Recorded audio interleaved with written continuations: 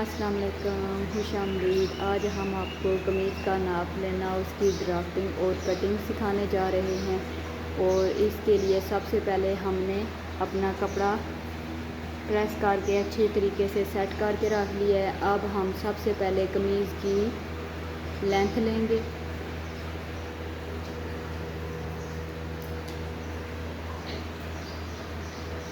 कमीज़ की लेंथ आ रही है 41। जो नाप हम लेते जाएंगे वो स्टेप बाय स्टेप साथ साथ अपनी कमीज़ पे ड्राफ्टिंग करते जाएंगे। हमारी कमीज़ की लेंथ थी 41 इंच और हमने इसमें 2 प्लस किया है और ये हमारा हो गया 43 इंच, यानी कि ये हमारा फुल नाप है हमारी कमीज़ का।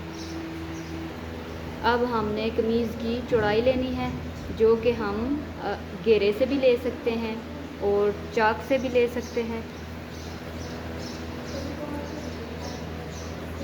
हमारी कमीज़ की चौड़ाई आ रही है 23 इंच।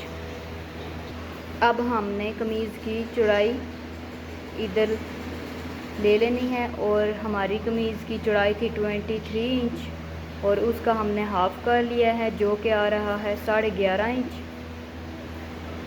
और इसमें हम एक प्लस कर देंगे सिलाई के लिए। अब हमने कमीज़ का तीरा ले लेना है, जिसके लिए हमने कमीज़ उल्टी करनी है बैक साइड से और स्लीव के एक जॉइंट से दूसरे जॉइंट तक हमने हमारी कमीज़ के का तीरा आ रहा है 15 इंच। अब हमने इधर ड्राफ्ट बना देना है और तीरा था हमारा 15 इंच, जिसका हाफ़ करेंगे 7.5 इंच बनता है। ये हमें हमेशा ध्यान रखना है इस बात का कि बंद साइड से हमने इंची टेप रखना है खुली साइड की तरफ। अब हमने कमीज़ की बैक साइड से आर्म होल ले लेना है, यानी कि कंधे की गहराई जो कि है हमारी 8.5 इंच। आर्म होल था 8.5 इंच और हाफ़ इंच हमने डालना है, जो कि हमारे कंधे की कटिंग होगी। 9 इंच पे हमने मार्क कर देना है।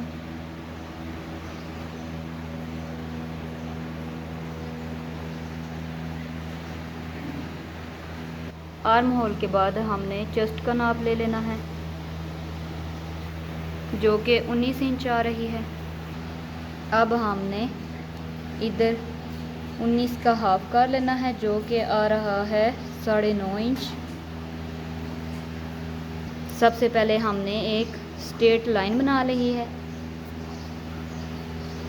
अब हमने 9.5 इंच पे मार्क कर देना है। अब हमने चेस्ट से लेके चाक तक नाप ले लेना है, जो कि हमारी कमीज़ का 14 इंच आ रहा है। अब हमने उस स्ट्रेट लाइन से सीधा इंच टेप रख के 14 पे निशान लगा देना है, जो कि हमारा चेस्ट से चाक तक का निशान है। अब हमने चेस्ट से लेकर कमर तक का निशान ले लेना है, नाप ले लेना है, जो कि हमारा 6 इंच आ रहा है। अब हमने उसी स्ट्रेट लाइन पे इंच टेप रख के 6 पे मार्क कर देना है। जो हमने निशान लगाए थे उनकी भी हमने सीधी लाइंस ड्रॉ कर दी हैं। ये हमारी चेस्ट की लाइन है, ये हमारी कमर की है, ये हमारी चाक की है। अब हमने कमर की फिटिंग ले लेनी है, जो कि हमारी 18 इंच आ रही है।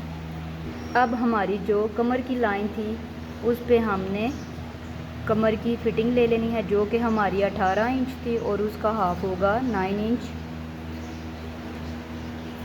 कमर की फिटिंग के बाद हमने चाक की फिटिंग ले लेनी है, जो कि हमारी 23 इंच है।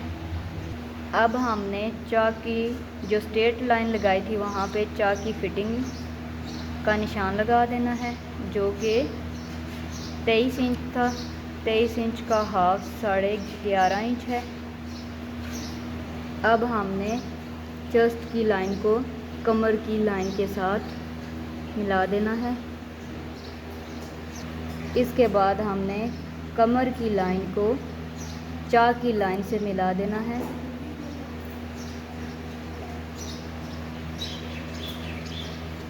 ये थे हमारे स्टिचिंग पॉइंट जो कि हमारा तैयार नाप है। अब इससे आगे हमने इसमें 2-2 इंच प्लस कर देना है।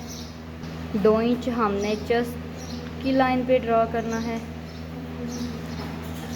कमर की लाइन पे भी हमने 2 इंच प्लस करना है जो कि हमारी कटिंग का निशान है।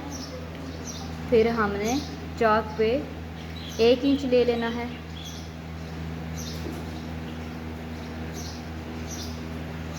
अब इन लाइंस को भी हमने आपस में मिला देना है।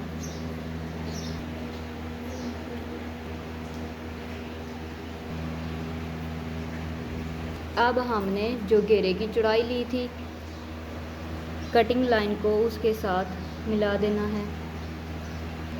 इन लाइंस को आपस में मिलाने के बाद अब हमने आर्म होल का सी बना लेना है। अब हमने आर्म होल का सी बनाने के लिए इस लाइन का हाफ कर लेना है और इसी लाइन के साथ रख के हमने 1.5 इंच पे मार्क करना है। अब हमने आर्म होल का सी बना लेना है जो कि हमने इस लाइन का हाफ लिया था उसके साथ, और जो हमने 1.5 इंच का लिया था उससे हमारा आर्म होल का सी बनाने में आसानी हो जाएगी। आर्म होल का सी बनाने के बाद हमने तीरे का निशान लगा लेना है। इसी लाइन से हमने 1/2 इंच का निशान लेना है और अपने नेक पॉइंट के साथ मिला देना है। अब हमने आर्म होल की लाइन से 1 इंच का निशान ले लेना है और इसको हमने तीरे की लाइन से मिला देना है। इसके बाद इसी लाइन से हमने सी बना देनी है जो कि हमारी ऐसे बन जाएगी। अब मैं आपको कमीज़ की फाइनल लुक दिखा रही हूँ जो कि हमने नाप लेके ड्राफ्टिंग की है। इसके बाद हमने कमीज़ की कटिंग कर देनी है।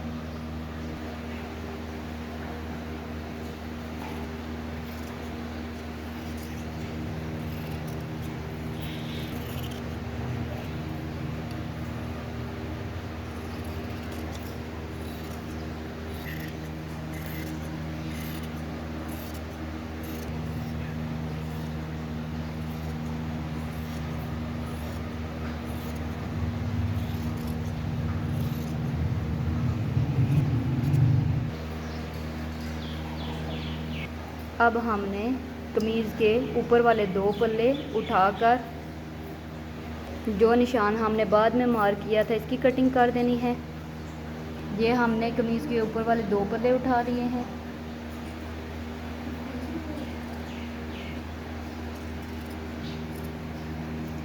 इसके बाद हमने तीरे की कटिंग कर देनी है जो कि हमने ये हमारी कमीज़ की फुल कटिंग हो गई है।